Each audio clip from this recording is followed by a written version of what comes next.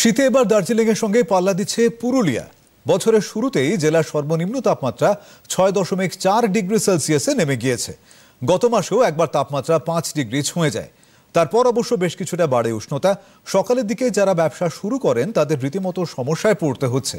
ভোরবেলা শীত থেকে বাঁচতে মানুষ যেমন আগুনের ধারে যাচ্ছেন, তেমনি পথচারীরা ঘন ঘন চুমুক দিচ্ছেন গরম চায়ে। বেলা বাড়ার সঙ্গে সঙ্গে রোদের তাপ বাড়লেও উত্তরে হাওয়ার কারণে আপাদমস্তক ঢেকে বাইরে বেরোতে হচ্ছে।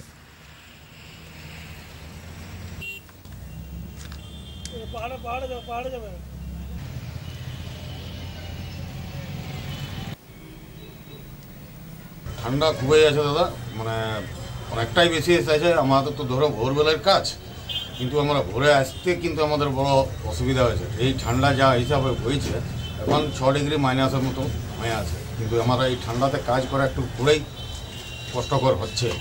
মানে হাতগুলো তো কোনো কাজেই করছে নাই শীতে, একে দুধ তো উপরেই ঠান্ডা, আরও আমাদের তো মানে ঠান্ডা তো লাগছেই, মানে বলার কিছুই নেই। সারাদিনটা অবস্থা খারাপই থাকে। আর হাওয়া কেমন দিচ্ছে?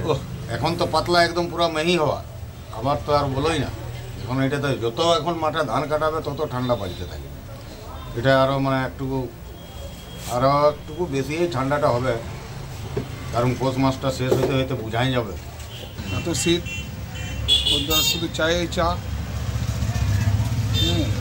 ভোর থেকে শুধু বাইরের কাস্টমার, লোকাল কাস্টমার। ঠান্ডা, এত ঠান্ডায় লোক চা ছাড়া এখন কিচ্ছু চাইছে না।